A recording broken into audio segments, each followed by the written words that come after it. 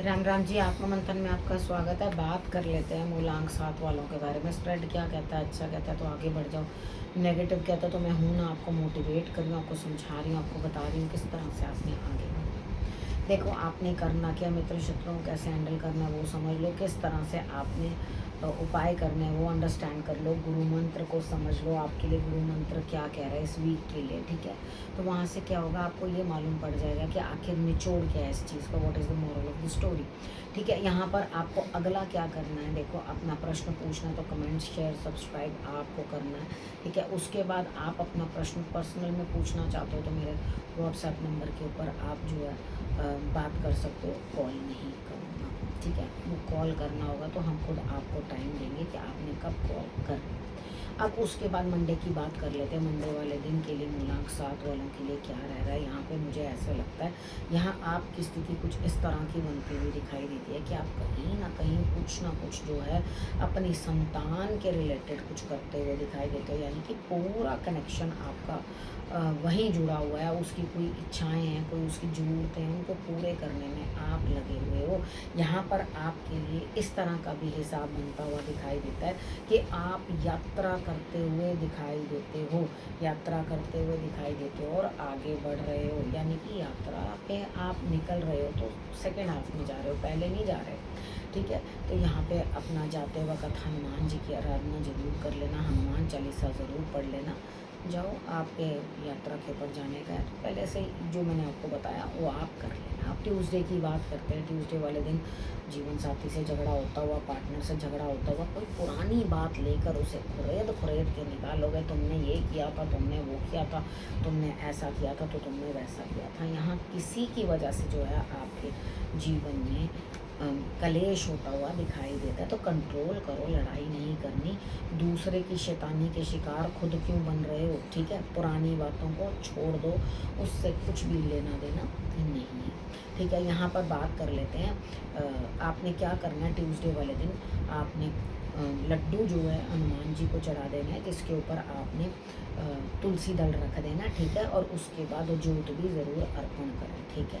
और सुबह सुबह अर्ली इन द मॉर्निंग तवे के ऊपर रख के इतनी सी सौंफ भून लेना ताकि झगड़े से जान छूट जाए। अब वेडनेसडे की बात कर लेते हैं। वेडनेसडे वाले दिन मुझे ऐसा लगता है स्थिति कुछ इस तरह की बनती हुई दिखाई देती है कि कहीं ना कहीं आपके लिए जो है न्याय प्राप्त होता हुआ दिखाई देता है, लेकिन उसके बावजूद भी आप सेटिस्फाइड नहीं होंगे, क्योंकि आपको ऐसा लगेगा कि भाई ये न्याय कोई न्याय नहीं है, ये तो बहुत कम बात है, बहुत कम ज़रूरत है, ये तो कोई बात ही नहीं हुई, ये किस तरह से काम होगा इस चीज़ के अंदर।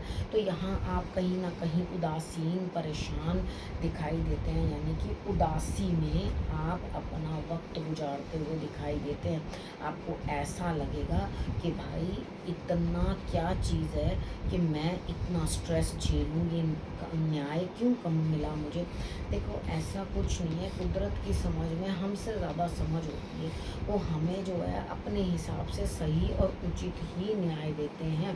तो यहाँ पर आप उस न्याय को लेके प्रसन्न नहीं रहो, उदास होने की कोई ज़रूरत नहीं। लेकिन ऐसा लगता है आप अपना दरवाज़ा बंद कर लोगे और कहोगे नहीं भैया, मुझे तो कोई भी ना बुलाओ, मैं तो किसी के साथ बात ही नहीं करना चाहती या चाहता, ठीक है। यहाँ पर थर्सडे की बात कर लेते हैं। थर्सडे वाले दिन मुझे ऐसा लगता है यहाँ स्थिति कुछ इस तरह की बनती हुई दिखाई देती है कि आपका भाग्य आपका साथ देगा, अंतर आत्मा में कुछ जागृति होगी, ठीक है। आपको एहसास होगा कि नहीं, इस चीज़ को मुझे इस तरह से नहीं, इस तरह से करना है।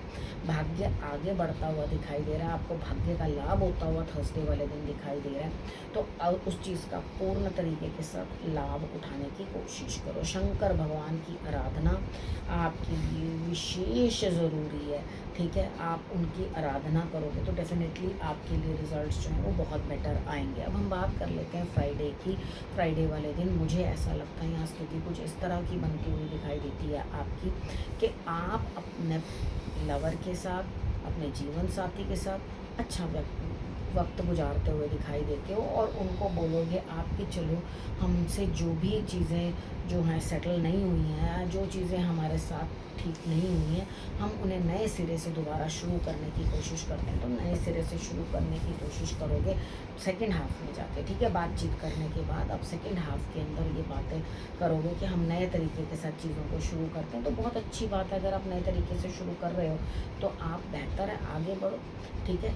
तो दिन आपके लिए अच्छा है, नए काम की ऊर्जा भी अंदर से अच्छी है, नए काम को जो करना चाहते हो उसको कर डालो, घबराने की कोई ज़रूरत नहीं है। अब सैटरडे की बात करते हैं। सैटरडे वाले दिन मुझे ऐसा लगता है आप घर बैठे हो, कहीं नहीं जा रहे, घर से ही आप सारे कामों को जो है कर रहे हो। आप अपने मतलब ऑफिस का काम भी कर रहे हो, घर का काम भी कर रहे हो, किसी सीनियर की हेल्प भी कर रहे हो, हर तरह से आप जो है काम करते हुए दिखाई देते हो। किसी ना किसी अड़चन, किसी ना किसी बंधन या किसी चीज़ में आपको ऐसे लग रहा है कि मैं तो फंस गया या फंस गई, तो वहाँ आप तोड़ कर बाहर निकलते हुए उस चीज़ को, यानी कि ये बंधन मुझे पसंद नहीं, मुझे बहुत घुटन हो रही है इस चीज़ से, तो किसी चीज़ को आप छोड़ करके हटते हुए दिखाई देते हो यहाँ पर। तो ये ध्यान रखना कि आप नेगेटिव चीज़ों को ही हटाओ, क्योंकि सैटरडे वाला दिन आपके लिए अच्छा है। यहाँ नेगेटिविटी से बाहर आने की ज़रूरत है, ना कि रिश्तों से, ठीक है। अब हम बात कर लेते हैं संडे के दिन की। संडे वाले दिन मुझे ऐसा लगता है कि आपको सेकंड हाफ में तो बहुत तेज़ी से काम आएगा, लेकिन मॉर्निंग के अंदर आपको रिजल्ट्स मिल जाएंगे।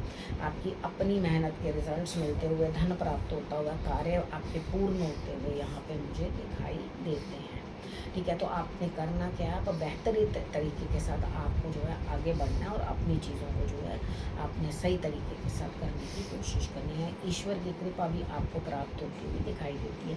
सुबह सूर्य को ज़रूर अर्घ दे लें, यानी कि आपने जल ज़रूर चढ़ा देना है। उसके अंदर आपने 1 दाना मिश्री का या 2 दाने मिश्री के उतने डाल करके आपने जल अर्पण कर देना है। गाय का अगर आपको दूध मिल सके तो वो भी आपने उसके अंदर डालना, तो आपके लिए रिजल्ट्स जो हैं बहुत बेटर रहेंगे, ठीक है।